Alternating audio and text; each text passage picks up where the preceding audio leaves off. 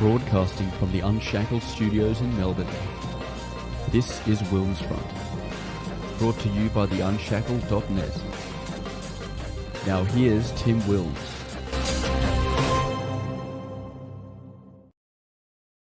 Hello, everyone, and welcome to this special midweek edition of the WilmsFront featured interview program on this Tuesday, the 27th of February, 2024, in place of the weekly Theorists show. We are broadcasting live on the WilmsFront YouTube, Odyssey and Rumble channel. It is 9:30 p.m. here in Melbourne, Victoria. Now, as regular viewers of Tim's News Explosion will know, I cover a lot of British news, as Australia is part of the British Commonwealth with King Charles, also King of Australia. We also have the same Westminster system of government, and plus a lot of my audience here, such as Dawn Browning, Iron Duke, and Lady of Shalott, are expats, and the sick state of modern Britain is a warning to us all here of what will befall us if our government continues to allow mass migration and suppresses displays of Australian patriotism and pride. Britain is full of fake conservative free speech media, which aims to create the illusion that traditional Brits are having their grievances aired. But what is actually happening is they're acting as gatekeepers with the controlled narrative. That means nothing actually changes in the UK, but there is one independent news outlet in the UK that actually is patriotic, believes in free speech, and that is Unity News Network. And I'm pleased to be joined tonight or today over in Glasgow in Scotland, the main man of Unity News Network, David Clews. A pleasure to speak with you. Well, Tim, thank you very much for that very succinct and 100% accurate analysis of the situation. And yes, like we don't claim to be perfect at UNN. Some people might not like me, they might not agree with me, but one thing we have really been calling out and explaining to people is the vast majority of people that you think are on your side are actually working for. I mean, it's an incredible bait and switch that the government has done. And I don't know if I'm not giving you a history lesson, but this was actually first done in the Soviet Union. Was it? Well, I don't know whether Lenin did say it or not, but they said, well, we need to lead the opposition ourselves. And there was a movement that was set up in the early 1920s to make people think that the white army, the pro-Tsar, the pro-nationalist Russians were going to come back and take control. But it was actually the Bolsheviks that were running it. And they were just using it as a way to honeypot and get all the real dissidents and then put them in a gulag. We have the same type of structure here in Australia. So the main so-called conservative news outlet is Sky News Australia, which is owned by Murdoch. So it's the equivalent of Talk TV. And we also have the Spectator as well. We also have Rebel News Australia as well. Though over in the UK, it seems that it's a smorgasbord of all of these controlled fake conservative free speech types. In fact, two of them are over here, Douglas Murray and Konstantin Kisin, on a tour. And so I'm certainly not going. I could think of nothing worse. Well, it was interesting. You talk about Konstantin Kisin.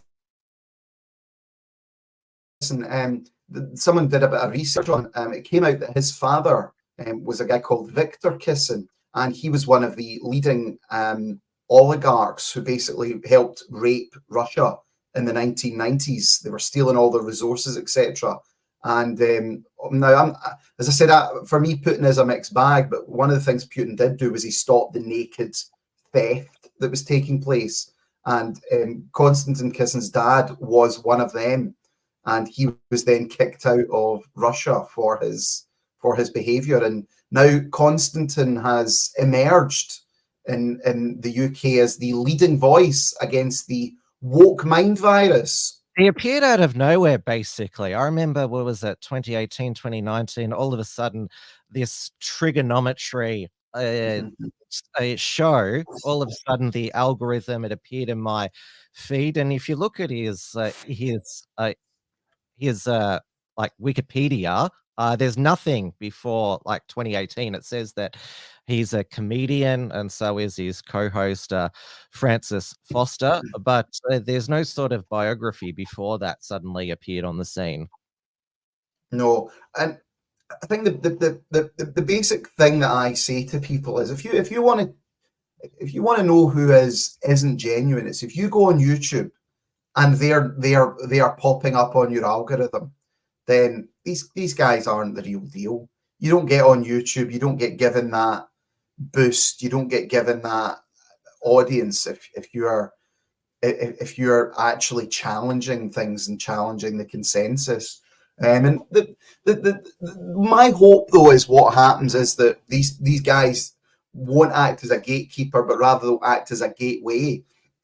And then they'll start listening to people. And as you quite rightly pointed out at the start, Tim, you know, I am a free speech absolutist, and really people should be able to talk and think about whatever they want. You know, this is insane to think that the state is mandating what you can say and what you can think. Now, the reality is most people in the Western Hemisphere are polite and they're not stupid. Like you understand if you're with people, like there is ways of behavior. And if you do speak out of line or you do say something that people don't like, then there will be consequences for that. Whereas the notion that the state can come in, label you a domestic extremist, talk about hate. I mean, do you guys have hate speech laws in Australia? It's not as bad as in the UK with your public order offences. So we don't have currently ordinary people getting knocks at the door for misgendering somebody online. It's not as bad as that yet, although we do have at the state and federal levels. Well, the state that I'm in, Victoria, has the Racial and Religious Tolerance Act and has a civil and criminal vilification provision. And at the federal level, we have the Racial Discrimination Act, and they're wanting to bring in a Religious Vilification Act. They've just brought in this year, and it was turbocharged after the events of October 7, the violent extremist material laws, which is designed to make it easier when they raid an Australian nationalist. They have seize their computer and say, well, they've got all of this, we're classifying that as extremism. That's basically how they got the Reverend James Costello, who I had on my program last year. That's basically got him in prison for 5 years just for publishing his religion creativity online. Yeah. I mean, I know James, and I'm a friend of James, and I speak to him regularly from prison. And what has happened to James is just it's frightening, you know. And look, I said at the time, like with what James did, James read out text and from a book, put them on a website, and then there was some stickers. I mean, no one was injured, no one was harmed. There was no, I mean, it wasn't like James did this and then a pogrom took place and half of Liverpool burned down. You know, none of that happened. There was like one or two people complained. It's a clear free speech issue. If this had been in America, they'd have just said, that's your First Amendment rights, end of story.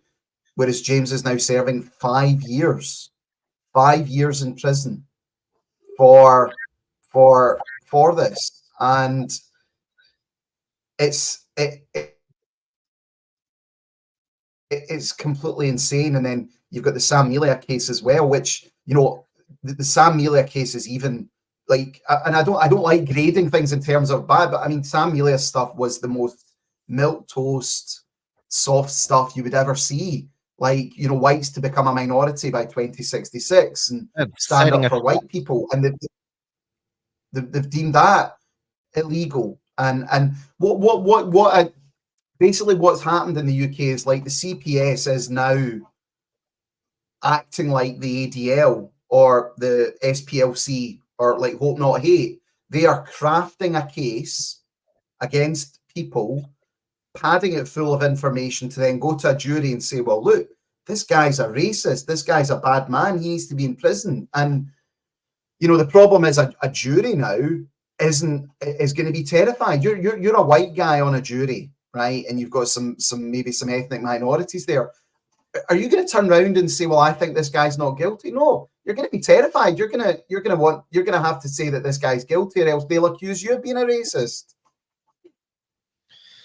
It's the British justice system will get on to that. That has just become a absolute travesty. I mean, there's also Alex Belfield, who's in jail for 5 years for saying mean things in videos to Jeremy Vine, who seems to be one of the most protected TV personalities, and also sending some emails to the BBC as well, making some inquiries. And I sadly suspect that Sam Milea, I think, I always butcher names. Your name's nice and easy. Sam Milea. So he's Laura Towler's husband. I fear he'll get something like 5 years. It seems to be the standard sentence that they dish out to dissidents against the politico media complex. Yeah, I mean, the reality is, if the state decides to come after you, it really doesn't matter what you've said or not said. They will craft a case, and they will screw you over. And that is what has happened. And people need to really, I think, understand this. The CPS, which is the Crown Prosecution Service in England and Wales, is now acting like a communist regulator for speech and thought, and the judicial system just allows it to happen. And it was interesting though, at the Sam Melia case, a lot of the people that were there, the judge basically told the jury, I mean, he told them, look, this guy's not committed a crime here. The prosecution have admitted that there's no crimes here, and he kind of directed the jury, and the jury still went out and found him guilty. Yeah, I was gobsmacked when I listened to Mark Collette's stream on it. I've interviewed Mark Collette, and he is extremely articulate in his videos, and also when it comes to prosecutions such as that, very methodical as well. One of the most articulate white nationalists I've ever come across. And I know that you're quite well connected, well, with not just Patriotic Alternative, but other patriot and nationalist groups in the UK. I will also mention to you, we do have our own version of the Anti-Defamation League here in Australia, the Anti-Defamation Commission, headed by a man called Dr. Davir Abramovich, who's an academic of Israeli Hebrew studies at the Melbourne University, and he looks and sounds like a vampire. He sounds like the Count, and he's lobbied for swastika and Nazi salute bans at state and federal levels. So that Reform candidate, who ex-Reform candidate, so his name was, I've got it here. So David Carpin. So one of his crimes was posting a EU flag, but instead of the yellow stars was swastikas, which is quite funny. And then another other one of his offending ones was putting the rainbow flag down the sewer. And what is it? And also who would you rescue from the burning building? Would it be Leah Thomas, Dylan Mulvaney, Sam Smith, or Yeah. Adolf Hitler? Who'd you rescue from a building? Leah Thomas, Dylan Mulvaney, Sam Smith, or Adolf Hitler? I mean, the thing is, do you know what's the fundamental thing about that is, as well, politics aside, I mean, that's just funny. I know it's clearly it's clearly a joke. I know that Lawrence Fox from the Reclaim Party interviewed David Carpin, and of course Lawrence Fox also he and another man fell for doing the, I call it the poo rainbow flag, with the extra stripes in it, making it in the way of a swastika, which was hilarious. But yeah, the police were not amused. But as far as I know, there's no swastika Nazi salute ban over in the UK. No. And again, it's this is the whole thing, is when even the law behind that, like, so what if someone accidentally raises their arm halfway, does that constitute a Nazi salute? If you wave, like, if I wave like that, is this one, or does it have to be the full 45-degree one?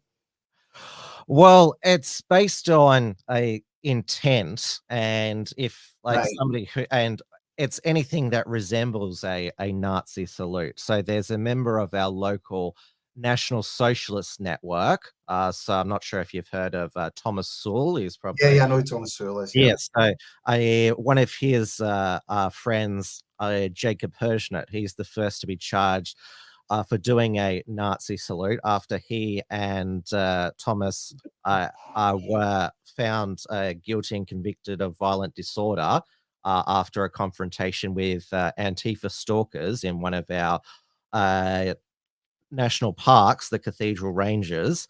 Jacob Hirschnett, he raised his hand about 3/4 saying "Hail Hitler," but my reading of it is that he forgot that it was illegal, and so he didn't go the full way. It was caught on the mainstream TV cameras because they were outside the court, and then Devere Abramovich said, "Oh, they're making a mockery of our laws here," and so Victoria Police, they have prosecuted him, but we do have our bus and tram stops have hail bus and hail tram with the hand up in the air. There's this famous meme, which is you've got to make sure that you don't raise your arm in a way that gets you 12 months in prison. That's funny. So you can hail. So if you accidentally hail the bus and you do it with, I mean, what if you accidentally did the Bellamy salute? Do you know about the Bellamy salute? Don't do it here because you could get me into trouble. But you know what the Bellamy salute, you could say, well, I'm not actually a Nazi. I'm doing the Bellamy salute. I'm saluting the flag like we used to. Or it's just, you know what it is? It's so childish, and it is so ridiculous. And again, it comes from having the likes of your friend Devere Abramovich and many of these other people who, like, it's completely ridiculous. And the thing is, do you know what I mean? Obviously, look, these guys are Jewish. They're pushing that agenda, but people can still fly like Soviet flags. People can still, like, you can go like that. Yeah, the solidarity fist. That's not you even go like that. And Stalin was great when demonstrably Stalin and Mao were greater mass murderers than National Socialism at their time. So what it is just so ridiculous. And as I say, my opinion is the only way to get around this is having full First Amendment rights like they do in America, where they just say, look, we have free speech and freedom of assembly. If these guys want to do that, then that's it. And what you actually do, I think, in these situations is you encourage people to actually push back. And I often joke about this. If I was ever supreme dictator of Britain, I wouldn't actually ban things, because all it does is makes it more exotic for a lot of people, and it makes it more like the thing to do. Whereas what I think if you're against something, is you need to say, well, look, we disagree with that. This is what we think's better, and we need to create an ideal. Whereas when you come down on people and just say, don't you dare do that, you're treating them like a child. And what do children do? Children will deliberately push back against it.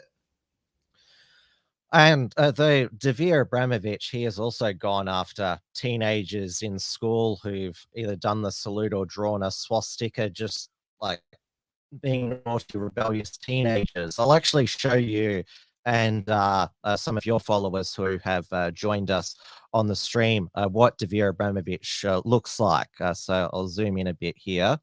That's what he looks like. Can you see that? Yes. Yes. So he won our, we have these annual Unshackler Awards. So he easily won our Australian Regressive of the Year award. You can see he does look like a vampire Transylvanian. So is he an Israeli, or is he from Eastern Europe? I think he's what is it? Another Osraeli. That's what Avi Yemeni calls himself. So he splits his time between Australia and Israel.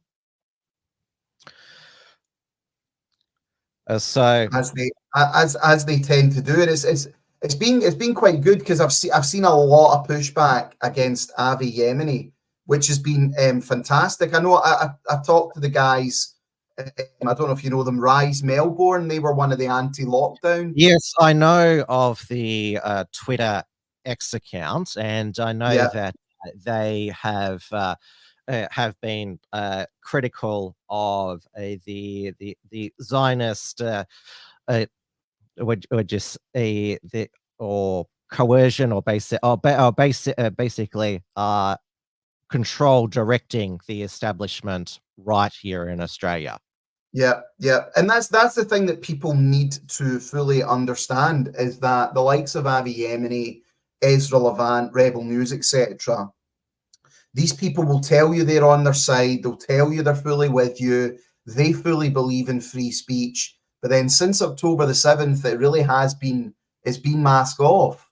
And you saw that with Ben Shapiro and Jonathan Greenblatt. You know, I thought he's supposed to be left wing. He's supposed to be right wing. Whereas, you know, they're all best friends now, and they will all obviously on the Zionist issue come round to the support of the issue, and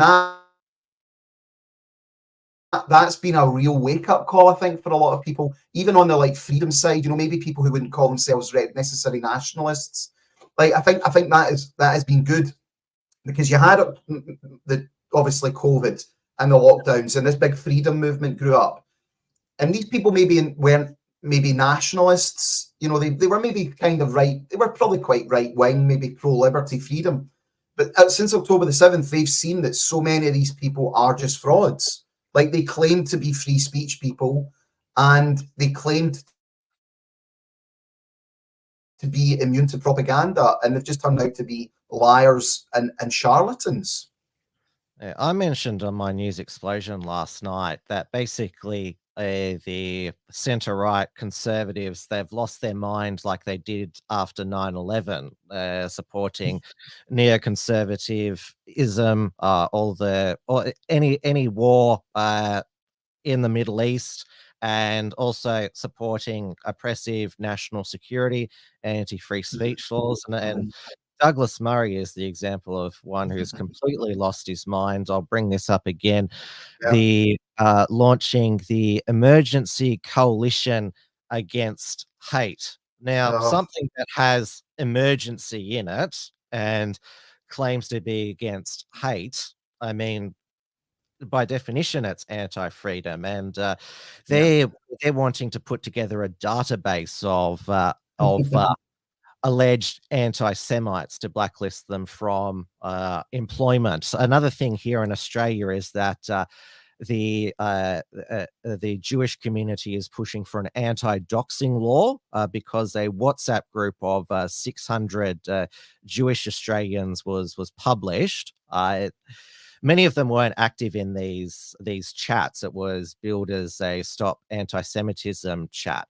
And back in 1998, one of Australia's I think it was the Australian Israel Review periodical. I published a list of 10,000 One Nation members, which I'm not sure if you've heard of Pauline Hanson. Yes, Pauline Hanson.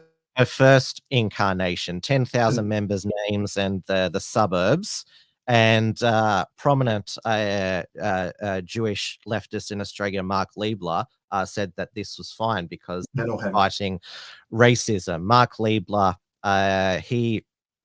his son, Jeremy Liebler, runs the Zionist Federation of Australia, and the Liebler family, they were quite vocal in the, I'm not sure if you heard about the Aboriginal voice referendum. Yes, I did. Yeah, I knew about that, yeah. Down, they were pushing it hard. What do you think of Pauline Hanson, Tim? Well, she's moderated herself in a second incarnation.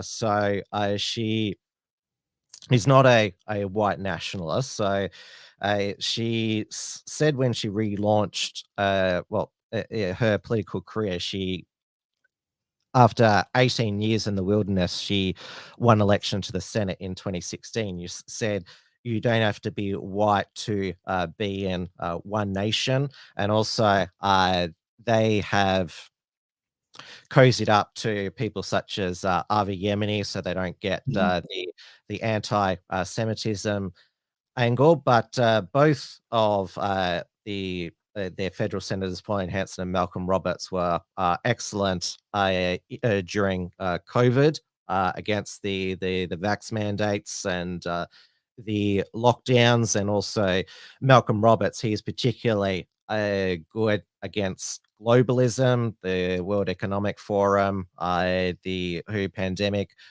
treaty. So he's better than most. Though, Pauline Hanson, she's acceptable enough second time round to be on Sky News Australia. Her chief of staff, James Ashby, is also a regular on that as well. He used to be a Liberal Party staffer. I'm not sure if we've got time if you want to be filled in about James Ashby's. No, I mean, I recognise these. I do remember Malcolm Roberts. Yeah, he was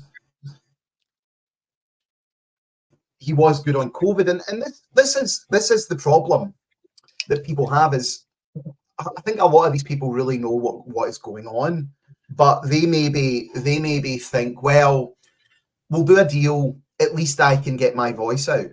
And Nick Fuentes, I don't know if you follow much of Nick Fuentes' stuff, but he speaks out. He explains this as, if you do a deal with these people, with the Zionist lobby, you'll never win. Like you will think that you're, and again, you're fundamentally being controlled. And the analogy is you're on a leash, and occasionally, and I use this analogy after October the 7th.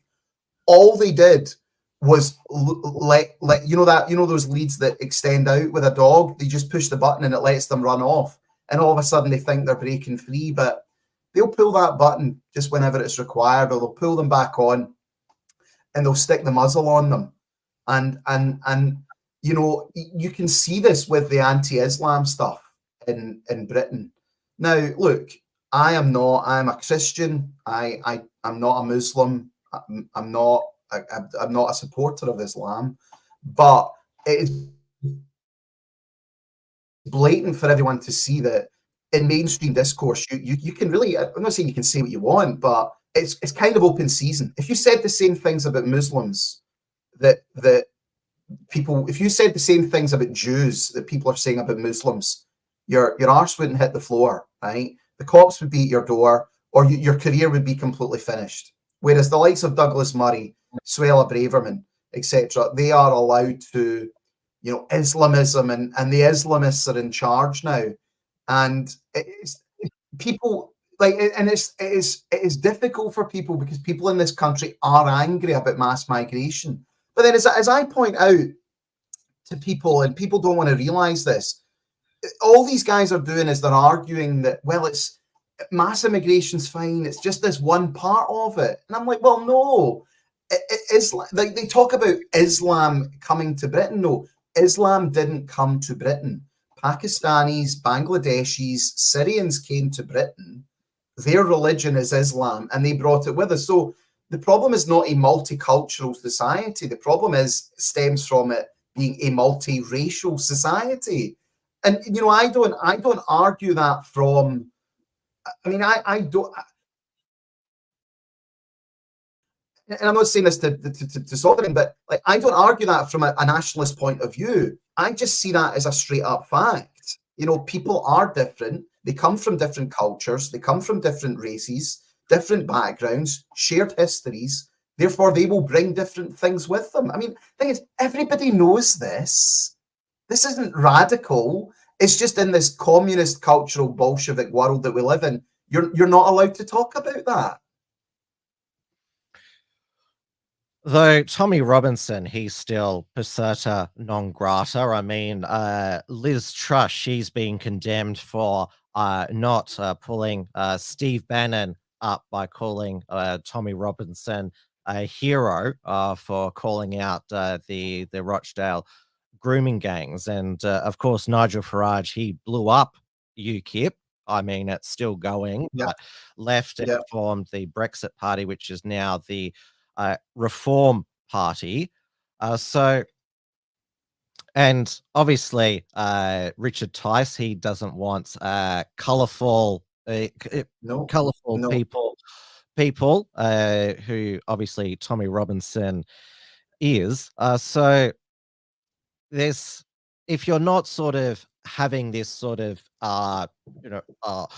pompous discussion in a studio like on Talk TV or GB News, I think Talk TV is the worst. I mean, Julia Hart-Brewer, Mike Graham, Kevin Sullivan, they all say the same thing. I mean, GB News, I mean, they still have Neil Oliver and Bev Turner who think for themselves, but they've got rid of Mark Stein and Lawrence Fox Lawrence Fox was something completely minor. Yeah, again though, the problem with Lawrence Fox is he's an ultra Zionist shill. This, and he'll say all these things, and most people will be like, yeah, okay, that's not bad, and blah blah blah, free speech. But then at the same time, and that comes from where he gets his funding, and this is it. Like, I don't really care now what your politics are. I don't care if you're a left winger or a right winger. If you're not calling out Zionist influence, and look, Zionism is of course Jewish. It's Jewish influence, but in the modern term, it's manifested to support Zionism, which is the Jewish homeland. If you're not addressing that or acknowledging it exists, then you're not really playing the game. And sadly, it tends to be people on the left that are pushing and exposing what is actually really going on, and exposing the intricacies of it and the amount of money that's involved. And thing is, again, people get terrified to talk about it. They're terrified to talk about it because of the what's the word? The post-1945 guilt trip that the entire Western world has been on. And if you had Russian agents running Britain, if you had Chinese agents, Saudi Arabian running countries influencing it, people would be like, well, that's not acceptable. But people who are working for the interests of the state of Israel, it's no problem at all. And we're all allies, and they share our values, and they're exactly the same. And again, I think a big wake-up call for a lot of people, especially about Israel, is they've seen what they've done in Gaza, where they have basically murdered and massacred tens of thousands of women and children. And I think a lot of people are like, what? Like, you can't do that. You can't kill women and children like that. barbaric. I thought we were supposed to be fighting back against barbarism. And as I said, people are still in this. They're still in this sort of kosher sandwich, of what is acceptable. Whereas my argument is, and I honestly, I don't argue this from an ideological point of view. I'm just saying, if you want real change in your country, you need people who are genuine nationalists, and you need people who put your own country first. And I just don't think that's controversial at all. Well, for me, it's not necessarily about have honest discussions. It's not necessarily all about Zionism, but I obviously believe in talking about everything, and we also have in Australia CCP influence as well, which is one of the most insidious forms of infiltration as well, and they also know how to play on the white guilt, white hating guilt. They know how to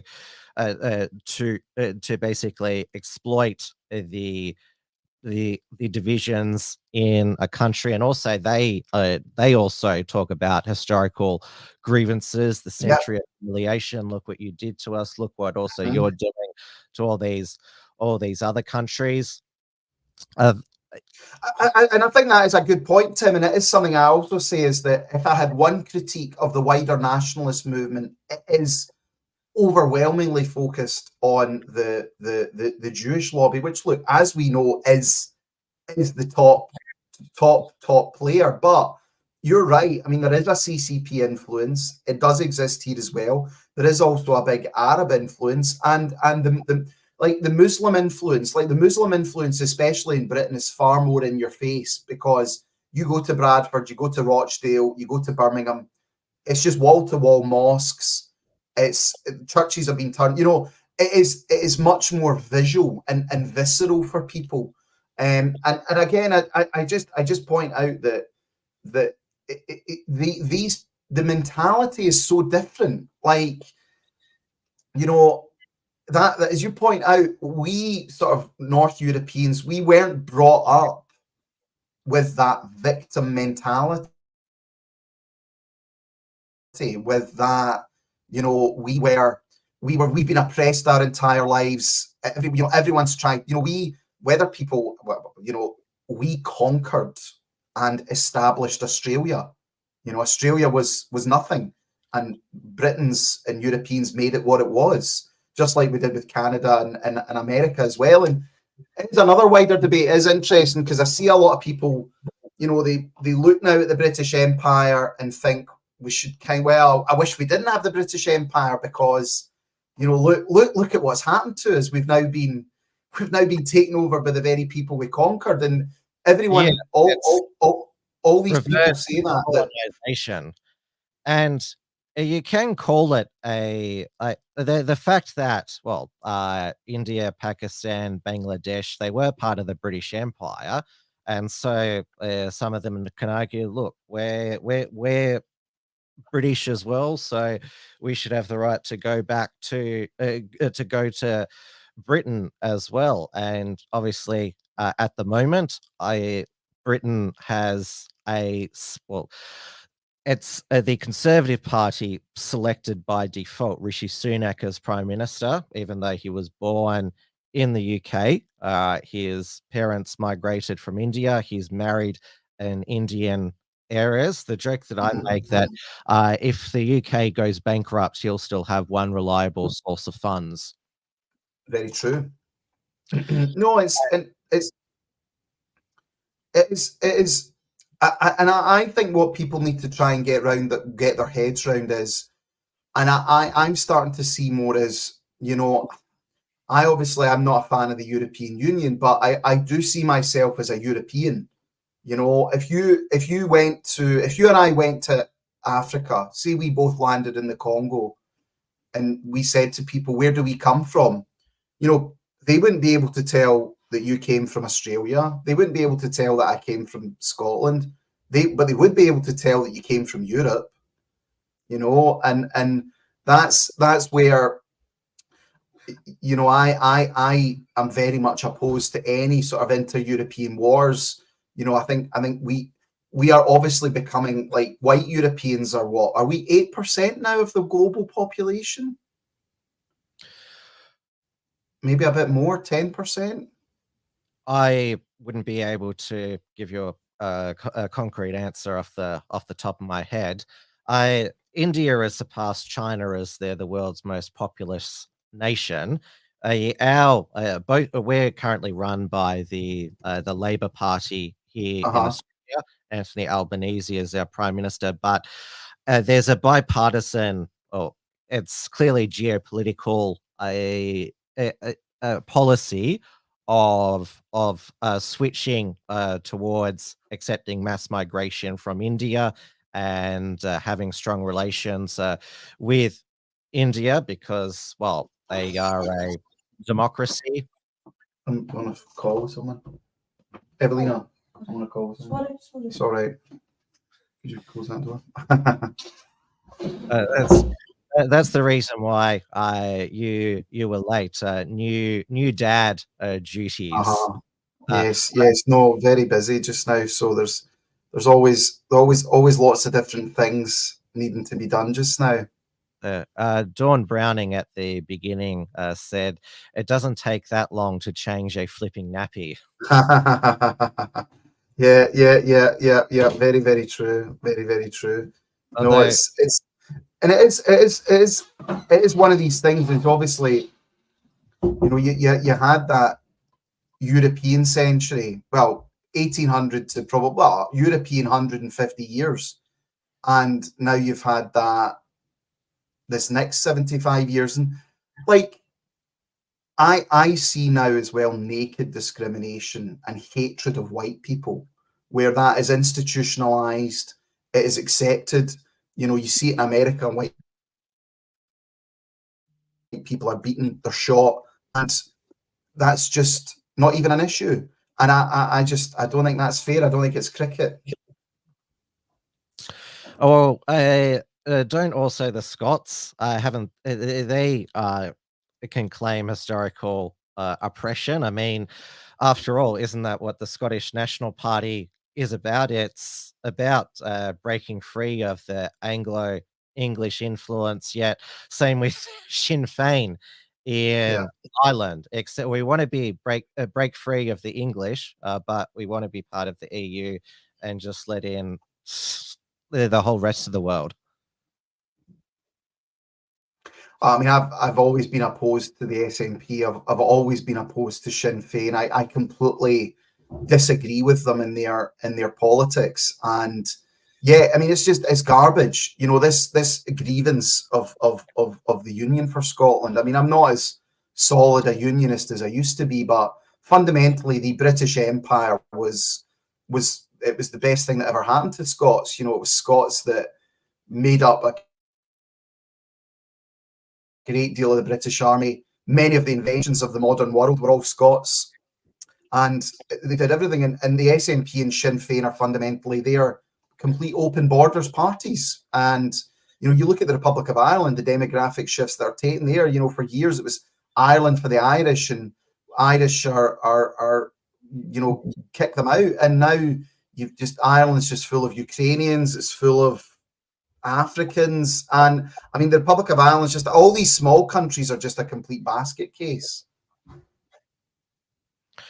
And your selected First Minister Hamza Yusuf, his video of him decrying all the way he pronounces it, white, that's how he pronounced it, all of the leaders of these government institutions and businesses, white. And he was born in Scotland, though obviously his parents were Pakistani Muslim. The Scots don't get to have their say until, I looked it up, 2026. Well, the leader of the Labour opposition is also Anas Sarwar, who is exactly the same. His father came here, and I mean they're interesting because they're both quite well-to-do posh boys from Pollock Shields. You know, their parents were part of the power structure, and this comes back to the big problem is that people just aren't engaged in politics now, and you know, people like nationalism or any. I mean, as I said, that they've created a situation where people like Richard Tice and Tommy Robinson are considered far right extremists, when actually they're pretty centrist. You know, they're simply not. Richard Tice, the fact that he has a show on GB News, and also, like, he's supposed to be campaigning to overtake and replace the Conservatives at the general election, yet he made us stop over in Kiev to stand with Ukraine. Shouldn't he be all across the UK campaigning, yet he's off on a frolic? Well, I mean, that was a real eye opener for a lot of people when he did that picture of him, you know, and he's standing in front of the banner in Ukraine. But the problem we face, Tim, and I'm sure it's the same in Australia, the vast majority of people have a very superficial understanding of politics. They really just they have deliberately been made not to care, and they're more interested in the football. And it was interesting during COVID, Tim, because, you know, there was a very, very brilliant anti-lockdown movement in Australia, but at the same time there was an awful lot of real sheep over there as well. And you know, they're, you know, give my prawns on the barbie types, you know, as long as they could do that and they could have their sport, they showed a real sheepishness. Did you find that as well, Tim? You were surprised by how compliant so many people were in Australia? Well, if you're an Australian living in Australia, then you weren't surprised. Australians are very passive, very trusting of the authorities. Well, if they say do this, Right. then we should do it. And also because we had a COVID zero policy for 2020 and 2021, where like one case led to a lockdown. We had 6 lockdowns here in Victoria. We had the longest and strictest lockdowns outside of China. Dictator Dan Andrews was running the joint, and the way that he came across in press conferences, it was similar to that Welsh communist leader Mark Drakeford, or as Alex Belfield called him, Dickford Prickford. But because it was so brutal, the lockdowns, when we were on the process to going back to normal in 2022, and we are back to normal now, because our response was so extreme, there is further there is more a mainstream introspection. So it seems in the UK that the leaders and the cult of the NHS, there's the protection racket. They're still trying to sort of maintain, oh well, the thing that we did was not locked down soon enough. If we just locked down 1 week, yeah, that's right, many lives. And you had that comedy of that breathtaking ITV miniseries, which I said last night actually should have been a musical. Where was all the TikTok routines? I know. Your point was very apt that you made, and that they played on this, that these countries were high trust. You know, actually, I found in my travels during COVID, say you went to an area that was like, and this is a problem in a way, like say Inverness, which is like 99% white Scottish, these people were all totally following the agenda, and it was played upon. Whereas when you went to and I'm not simping here, but when you went to perhaps the less more diverse areas, you know, a lot of these people come from places where they don't trust the government, and they are skeptical of authority. And you know, that this is another problem for white people. White people intrinsically trust authority, and they believe in the institutions of authority, and they're being abused. They're now in an abusive relationship from that authority. Flawed but hopeful on Rumble, and it's good that Rumble comments are showing now. I know that's where you stream your show. Did you have a YouTube channel at the beginning? Banned. Oh, We yeah. got banned off YouTube in 2021, so that was a big. Yeah. We've managed to survive, though we've come close. We just the main thing that triggers YouTube is talking ill of the jab. But a flawed but hopeful says, back to normal question to host. How can well, when I say back to normal, if you walk down the streets of Melbourne, apart from like there's still the mask, the mask zombies who will wear it for the rest of their lives, but everything else is back to normal. Well, it's the illusion of normal. Obviously, we still have vax mandates for some, like our emergency firefighters, believe it or not, even though we're supposed to be in bushfire season. So, and obviously we're still dealing with the economic and medical harm from the lockdowns and then the medical program. We just had our Queensland Supreme Court rule that the jab mandates for the Queensland Police Force were unlawful, which is a big deal. Yeah, no, I mean it's the other problem with COVID. The only reason a lot of people got involved in COVID was because it affected them on an individual level. You know, they were the ones that had to wear a mask. They were the ones that had to take a vaccine. Whereas after the COVID tyranny ended, a lot of these people just buggered off, and they don't really care anymore. And I think the authorities kind of learned that, like they can get away with the scams as long as they don't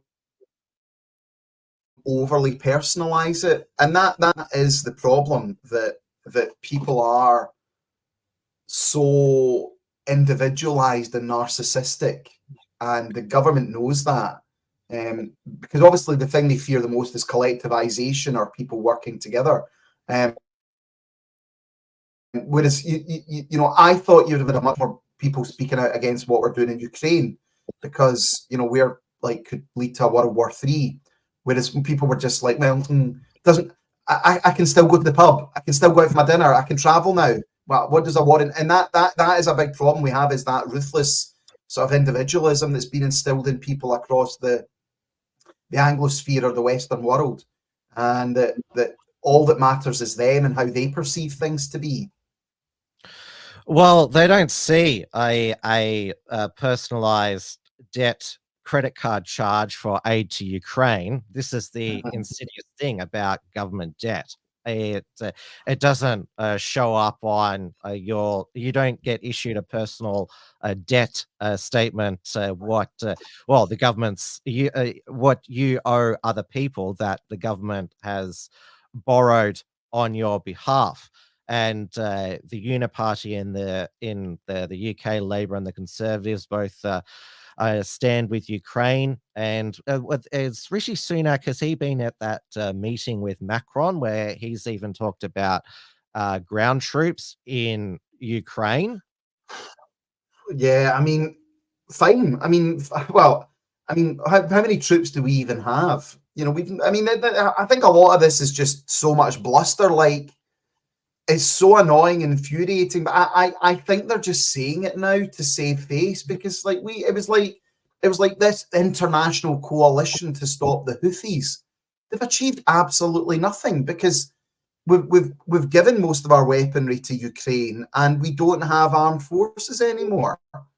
You know, so I don't know what they're playing at over Ukraine. I mean, they might put troops on. I mean, I think the only option would be is they see the Russians are winning, which the Russians are. The Russians are making gains without even trying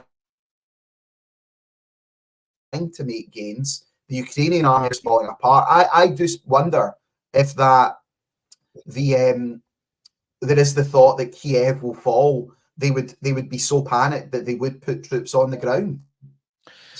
Well, it could have been over as quickly as it began, because there was those peace negotiations in Belarus back in February 2020, but Boris Johnson, of course, scuttled it and I believe that he and the others convinced Zelensky that, I call it Churchill syndrome, that you can be a modern Churchill. And this is this Churchill syndrome, I call it, that seeing every conflict that you have to persist. It's good versus evil, just like Churchill persisted against this wicked, evil man, Hitler. You don't be like Neville Chamberlain and appeasement with the Munich Agreement. That's basically what wars and conflicts are sold to people in the West. That this is like a and of course, then at the end of the war, you get a sweet in the Ritz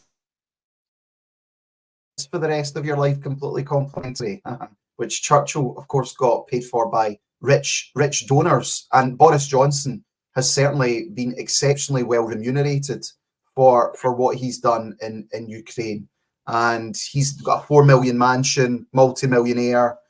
And yeah, you're right. These people, there is no realpolitik involved. There is no, and actually, I think the only sort of realpolitik does actually tend to come a bit more from Biden, and I know Biden's not compos mentis, but you've got the lunatics around him like Victoria Nuland, Anthony Blinken. They'll want a full-on war with Russia and to push it. But I think even deep down, Biden, etc. Because look at what Biden did in Afghanistan. Although he's got, a lot of people were really angry about it, but for me, that was the right thing to do in Afghanistan. Just walk away and leave it.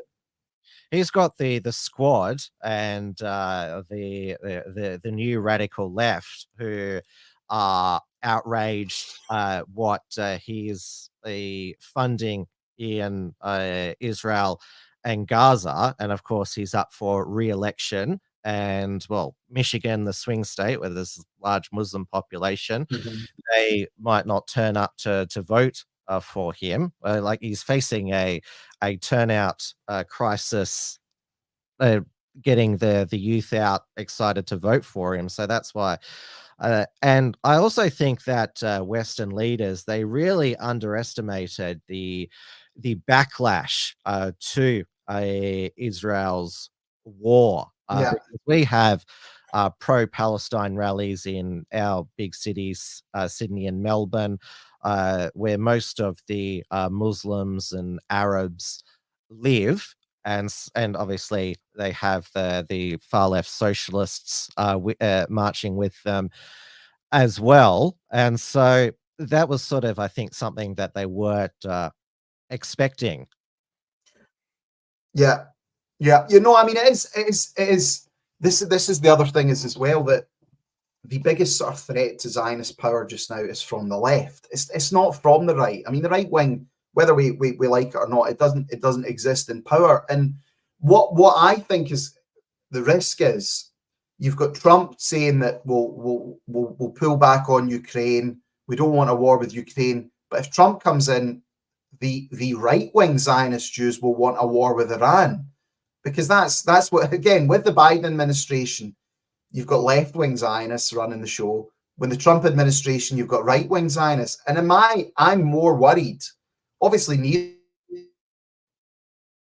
neither power group should have any power, but I think these right wing ones want a one, and then the neocon, maybe some the maybe more Anglo neocons, they all want a war with China, and really that's the last thing anybody wants. And I think we should be concerned about the threat to put troops on the ground in Ukraine. I mean, they could do that. They could be so stupid and do that. And I don't know what to. They're completely out of control. The only thing is though, they talk about people national service. I mean, Oh nobody yes. knows how to fire a gun. Nobody knows how to do it. I mean, it's garbage. I liked a Unity News Network on Twitter X when there was all this talk of, those who are supporting the Houthi bombings and national service, and put out, thank you for volunteering, Kevin O'Sullivan, NPC, Talk TV, GB News, Mail Online person, you volunteered, or you're volunteered your children for national service. Congratulations. That's right. That's right. And I think that is a good line, and it is one we need to really push. Is look, these, and I think people get that, Tim. I think most people realize this now. Like the days of tens of thousands of people rushing to recruitment offices, no one is going to do that. No one is going to fight for this country. Oh, look at And the it's the same with the US military in the UK and here in Australia. All of the virtue signaling, woke causes, affirmative action, like they, and a lot of Australian nationalists have said, I wouldn't fight for this country the way for for what it stands for now. I mean, we're facing the same cultural Marxist push in our schools, and it's all pervasive yeah. in the all community organizations.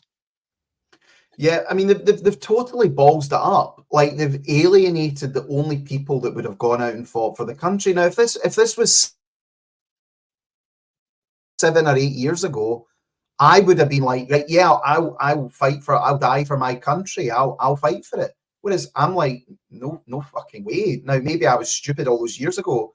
Whereas now I would be actively campaigning, stopping people from signing up and stopping people fighting for this. And again, the only people that, so who does that leave them with then? No one from the left's going to fight for them. So what's left? Like one or two people who watch like Tory Boy, you know, like someone who has a picture of John Howard on their wall. You know, there's nobody like. I mean, there's a handful of people like that. Nothing that's going to get tens of thousands in the army. I know that some of your Tory boys, as you call them, the young ones who are talking heads, are very scrawny, and the equivalent here in Australia of the Conservative Party is the Liberal Party.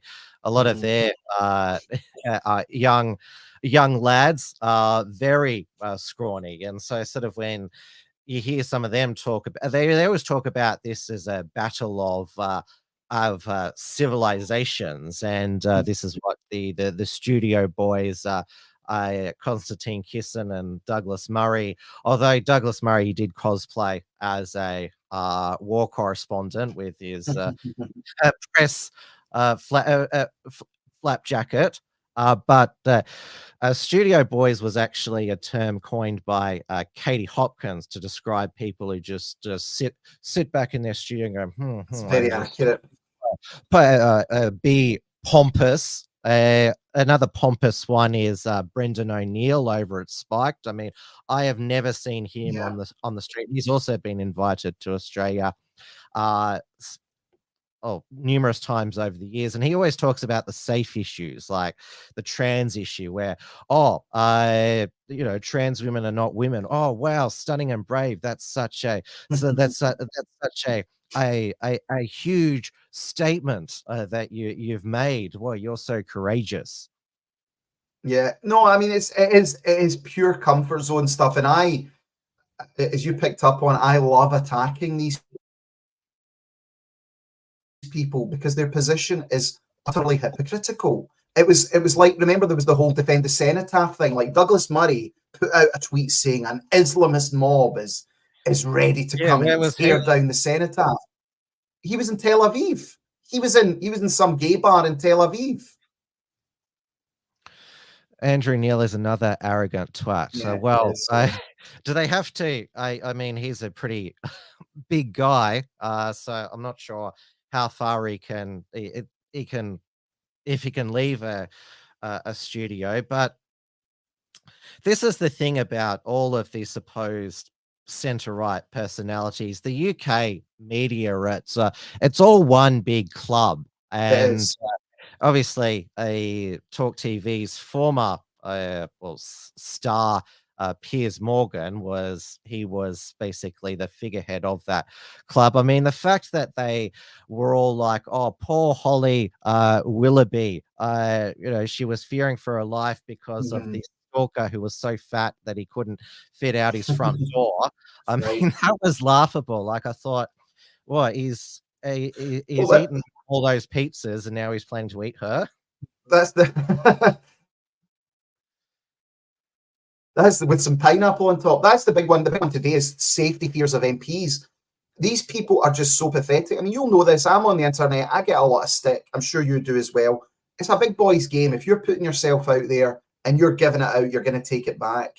And for me, I think everyone who considers themselves a dissident, the job has to be to entirely purge the centre right or right wing of these types of people, because it is dead end nationalism. It is neo, as you said earlier on. It's 2001 neocon talking points. People are still talking that shite 23 years later. We know all these wars are fought for Israel. None of them are fought for us. We shouldn't be fighting them.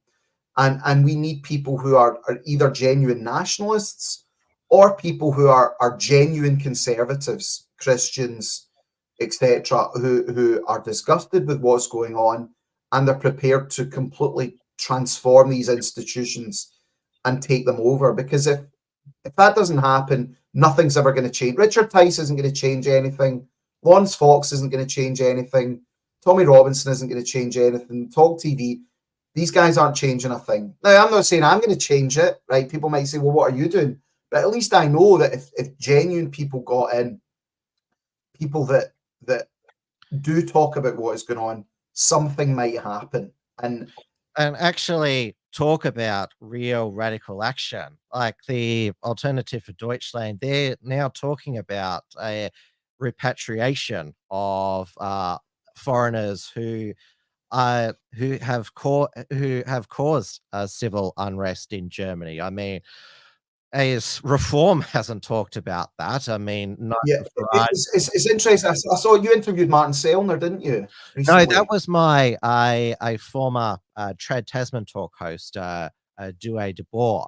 So we used to do a show together. We're still good friends. He started on, it's a startup radio station, Reality Check Radio. I do a segment on it as well, and he's also been targeted by the various Well, New I mean, Zealand various anti-hate groups which popped but up. I think as you pointed out, that AFD conference, I mean, they had Martin Sellner there. You know, that's pretty encouraging. It shows that they're prepared to actually push the envelope. I mean, the AFD and I think go as far as they can in calling out Zionist power. Even Le Pen, for all their flaws, I think France and Germany are in a far better position than we are, certainly in the UK and especially in Australia. It is a dire state of affairs in terms of genuine people being involved in politics. And that's all I really ask for is people that are genuine are people that challenge the consensus. And that does mostly come from people on the and I don't like using the terms, but on the right, because the establishment is fundamentally far left, it is communistic, it is full on cultural Marxism.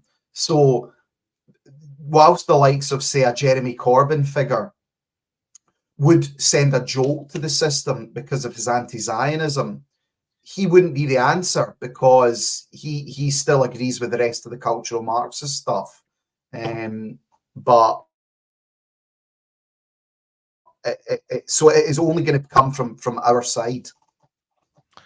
Well, another socialist who could be back on his way to Westminster on Thursday via the Rochdale by-election, George Galloway, who you were on his program, was it? Yeah.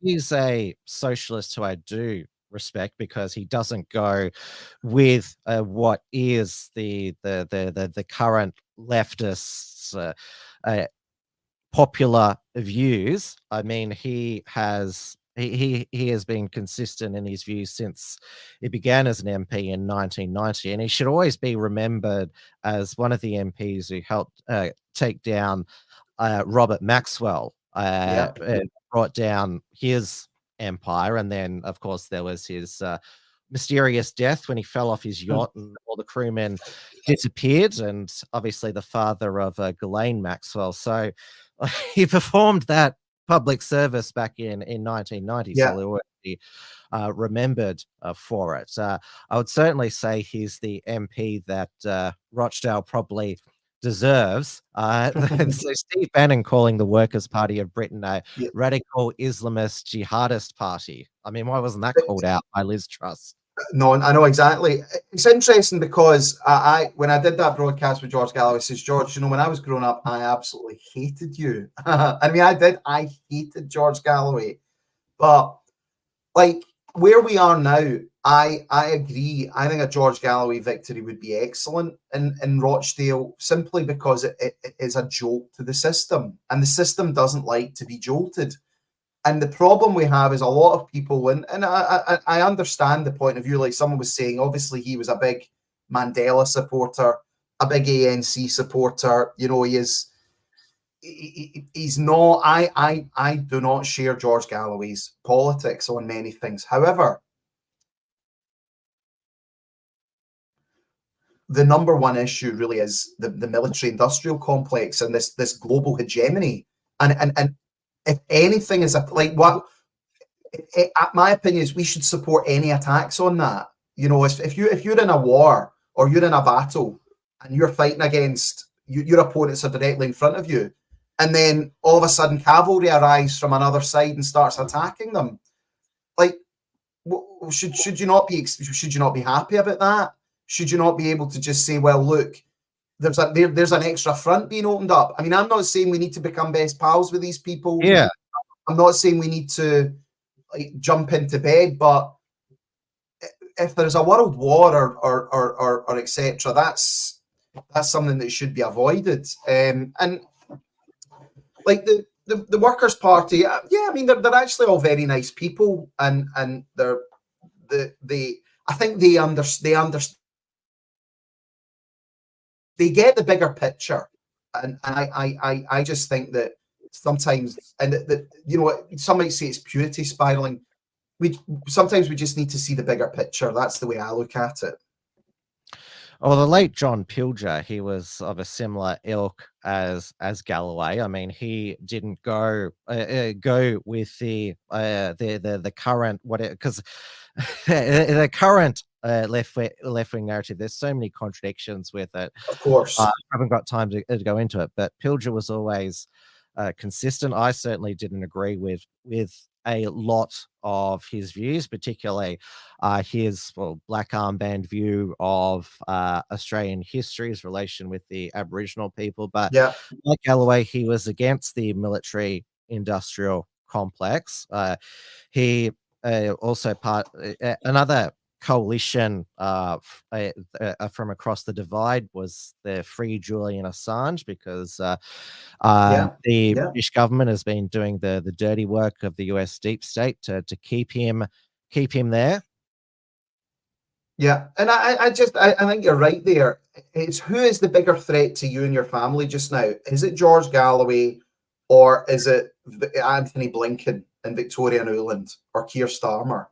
You know that, and it's as I say, the way I look at it is they're on the battlefield fighting against our opponent. Why would we even do anything to stop them, or not just say, well, there you go. And it's I just like seeing the establishment scared. Like, I like seeing them trembling. Like, there's been all these pro-Palestine protests outside Labour fundraisers. I just think that's brilliant. I love watching them squirm. I don't care that it's leftists. I don't care that if it's Antifa or they're wearing masks. The problem is who runs things, the power brokers. It's not like, and again, what the establishment does is they're trying to co-opt right-wing support for them. Oh, it's all about, no, we should put their problem, not blue-haired trans people. Although Antifa, they support a totalitarian society. I mean, we've had Antifa terrorism here in Australia. Most recently, they car bombed one of the National Socialist Network members, right. Tim Woods, just before Christmas. But it is, I do agree that there's an irony in the political establishment suddenly realizing, oh, look what we've created. Like, again, Julia Hartley-Brewer saying we've sleepwalked into this Islamist control. Well, you may have sleepwalked into it, but certainly a lot of us isn't. We've been trying to warn people like as I say, I think there just comes a point where you have to just sit back and not that smoke, just light a cigar and just let it all play out. Like, and that's why I said that day, they were like, go and defend the cenotaph. And I'm like, no, don't do that, because they're, and this is what they do. This is what they do in wars. They co-opt people to fight for them. And I think people, like, no one's going to go and fight for Israel now in the Middle East. This is not 2003 anymore. The only thing I think that would change wide public opinion is massive false flag attacks. If say a Hamas gunman, according to the media, started going and just shooting children in a nursery or something like that, or they were shot up a shopping centre, then people's opinions might change. And I've been warning about this now for a few months. I think there may be major false flag attacks incoming to stir up public support for a war in the Middle East. Although it seems that, bizarrely, Lee Anderson, the Conservative MP, who, just basically said the truth, that Sadiq Khan allows his Islamist mates to run London. It's the truth. Now, all of a sudden, Sadiq Khan, he's playing the Islamophobia card. They're both playing the oppression game, both sides. Anti-Semitism on the rise, Islamophobia on the rise. And coincidentally, this just broke just before we went on air. This is why I thought maybe you were late. I thought they'd got you 3 men suspected of extreme right-wing activity charged with preparing terror act, though they have actually named them. And I didn't see your name there. But yes, just a coincidence that Khan and all the leftists saying the Tories are enabling the far right Islamophobes. I mean, maybe they had a banner. Maybe they were going to drop a banner that said "White Lives Matter" or something like that. I mean, that's what they consider. Imagine if that was put up on Big Ben. What do you think would happen with that? Well, there would have been a cruise missile strike from, would have been launched on an RAF jet would have been launched to blow up the truck that was projecting it. Yeah, I mean, it's the utter hypocrisy of it. And as you say, like, and I do speak out against this, you get this, you get it, Tim. It's this victim hierarchy, and I said that all these people whining about anti-Semitism, you do realize that the Islamophobia wave will come back and attack you. And now it's hilarious because the quote is Douglas Murray is anti-Semitism is real, Islamophobia is made up. Well, no, Douglas. I mean, both are actually made up. Both are people expressing opinions on group behavior, and that's it. To encapsulate everything into this catch-all word is just garbage. And again, people are expressing an opinion. You know, I thought we were spiking Western values. Tim, I'm going to have to head off now. I don't know about you, but that's been a brilliant chat. Yeah, it's getting quite late over on the east coast of Australia. So thank you for joining me. We've had an absolute blast. So Brilliant. the website is unitynewsnetwork.co.uk, and Yep. you're also planning to have a documentary Yeah, that's true. expose the BBC. Probably need to expose ITV as well, because Yeah, well, there's been a groomer, Philip Schofield, hiding there as well.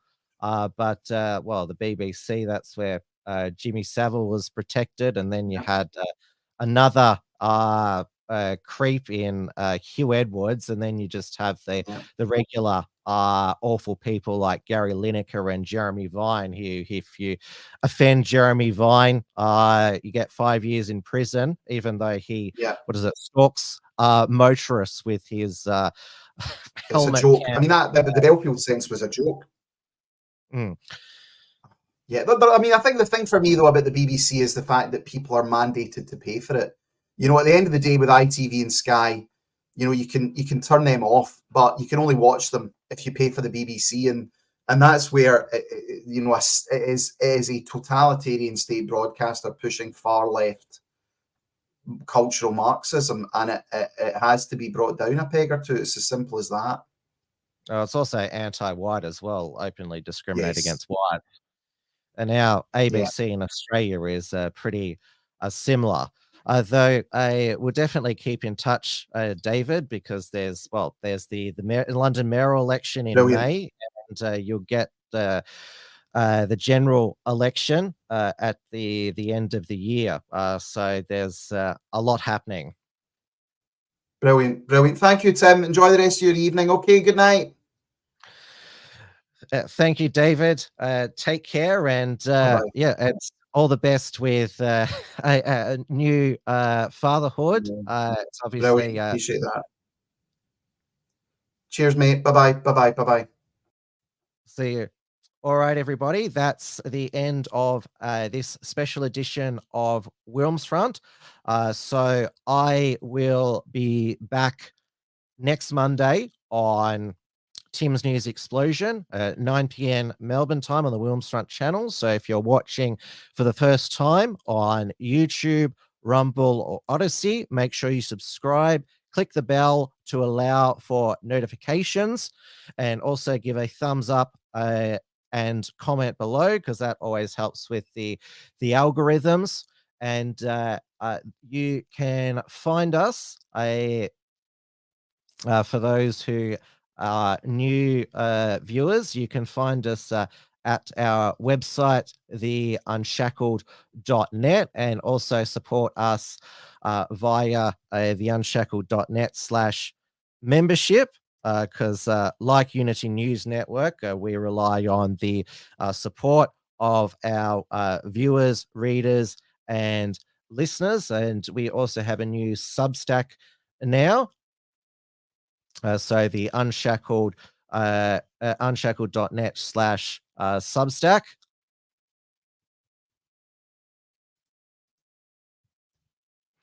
So I'll put that into the chat as well. Another Unshackled production we have is the report from Tiger Mountain with Richard Wollstonecroft.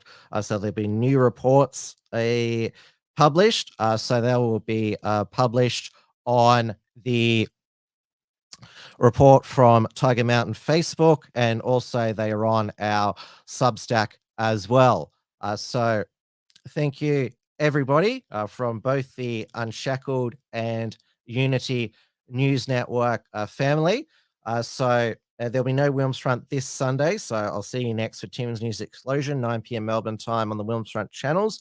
The theorists, we don't know, myself and Andy Notch, yet whether we will be back on next Tuesday at the normal time, but I will keep you posted as well. Good night, everybody. Make sure you stay safe, stay free, And I will see you all next week. Good night.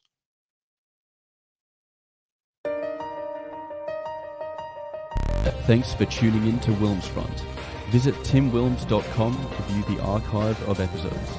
And keep visiting the unshackled.net to view all our shows. And to keep up with the latest real news and analysis.